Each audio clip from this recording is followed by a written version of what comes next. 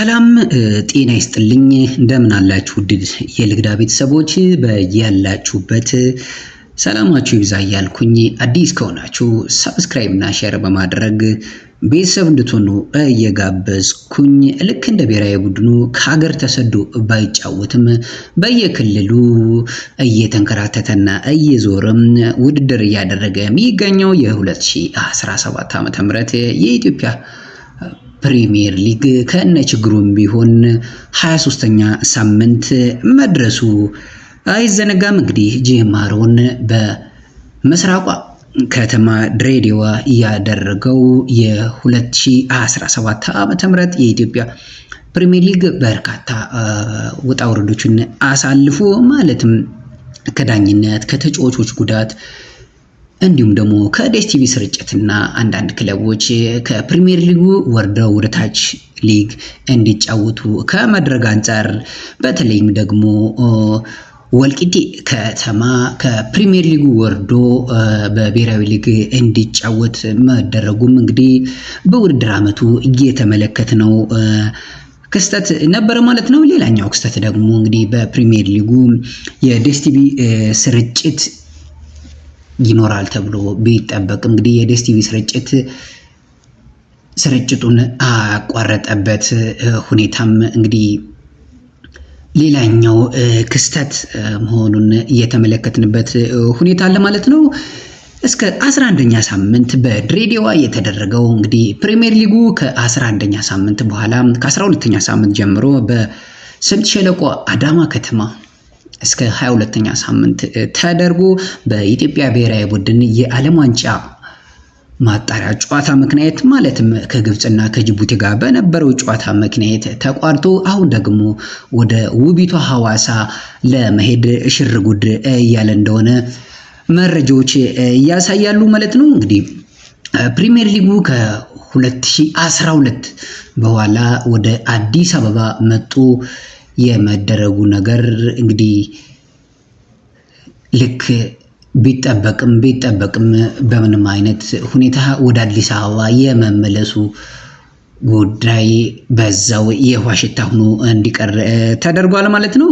ባለፈው ዓመትም 3 ጨዋታዎች አዲስ አበባ ይደረጋሉ ተብሎ የስፖርት በተለይም አዲስ አበባ የሚገኘው የቅዱስ ጊዮርጊስ የኢትዮጵያ ቡና እንዲሁም ደግሞ የሌላም ክለብ ደጋፊዎች በጉጉት ቢጠብቁትም የውሃ ሽታ ሆኖ የቀረበትን ሁኔታ መመልከት ችለናል ማለት ነው። በዘንድሮ ዓመትም ምናልባት አዲስ አበባ ይመጣና ውድድሩ ይደረጋል ተብሎ ቢጠበቅም እንግዲህ እስካሁን ባለው አዲስ አበባ የመምጣቱ ነገር አጠራጣሪ የሆነበትን ሁኔታ እየተመለከትን እንገኛለን ማለት ነው። እንግዲህ ይህ ደግሞ በየክፍለ ሀገሩ ውድድሩ መደረጋቸው በተለይም ከደጋፊዎች በሚያገኙት ገቢና ገንዘብ የሚተዳደሩ እንደ ቅዱስ ጊዮርጊስ ኢትዮጵያ ቡና አይነት ክለቦች አጣብቂ ውስጥ እንዲገቡም እየተደረገበትን ሁኔታ እንመለከታለን ማለት ነው።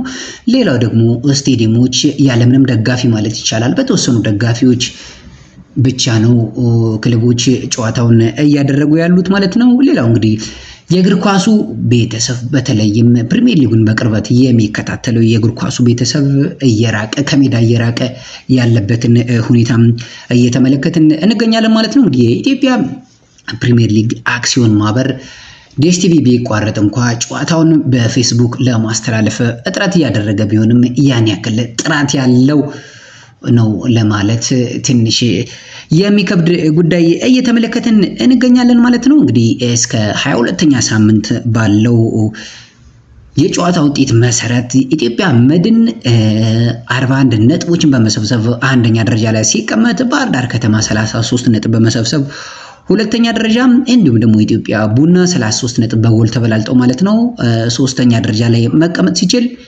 ቅዱስ ጊዮርጊስ በ30 ነጥብ ስድስተኛ ደረጃ እንዲሁም ደግሞ መቻል በ29 ነጥብ 8ኛ ደረጃ ላይ ሲቀመጥ የአምናው ሻምፒዮን ኢትዮጵያ ንግድ ባንክ በ28 ነጥብ 10ኛ ደረጃ ላይ ፋሲል ከተማ ደግሞ በ27 ነጥብ 11ኛ ደረጃ ላይ ሲቀመጡ በርካታ ክለቦችን በርካታ ተጫዋቾችን በዘንድሮ ዓመት ማስፈረም የቻለው ሲዳማ ቡና ደግሞ 26 ነጥቦችን በመሰብሰብ 12ኛ ደረጃ ላይ መቀመጥ የቻለበትን ሁኔታ እንመለከታለን ማለት ነው። የወራጅ ቀጠናውን ደግሞ ስንመለከት ወልዋሎ አዲግራት ዩኒቨርሲቲ 9 ነጥቦችን በመሰብሰብ 18ኛ ደረጃ ላይ የተቀመጠ ክለብ ሲሆን ሱሉ ሽሬ 15 ነጥቦችን በመሰብሰብ ሁለተኛው ወራጅ ቀጠና ላይ የተቀመጠው ክለብ ነው። አዳማ ከተማ ደግሞ 20 ነጥቦችን በመሰብሰብ ሶስተኛው ወራጅ ቀጠና ላይ የተቀመጠ ክለብ ነው ማለት ነው።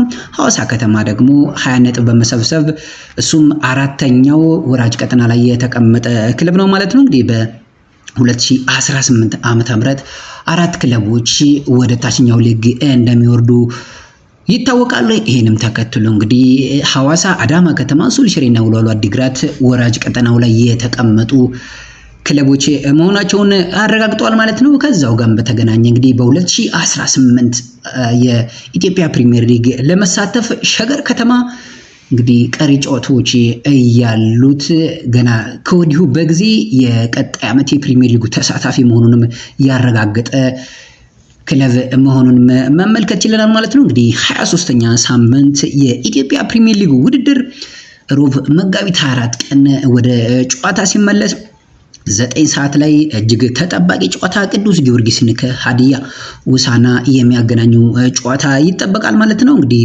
ሮብ ዕለት 12 ሰዓት ላይ ደግሞ አዳማ ከተማን ከድሬዳዋም የሚያደርጉት ጨዋታ ይጠበቃል ማለት ነው። ውድድሩ እንግዲህ ሐሙስ መጋቢት 25ም ሲቀጥል ወልዋሎ አዲግራት ዩኒቨርሲቲ ከፋሲል ከተማ፣ ወልዋሎ ወላይታ ዲቻ መቀሌ ሰባ እንደርታ፣ ሐዋሳ ከተማ ከኢትዮጵያ መድን ሐሙስ የሚደረጉ ጨዋታዎች ሲሆኑ ባህር ዳር ከሱል ሽሬ አርብ፣ እንዲሁም ደግሞ መቻል ከኢትዮጵያ ቡና አርብ የሚደረጉ ጨዋታዎች ናቸው። ኢትዮጵያ የአምናው ሻምፒዮን ኢትዮጵያ ንግድ ባንክ ከሲዳማ ቡና ደግሞ ቅዳሜ መጋቢት 27 የሚደረግ መርሃ ግብር ሲሆን የሳምንቱ የመጨረሻ ጨዋታ ደግሞ አርባ ምንጭ ከተማን ከኢትዮ ኤሌክትሪክ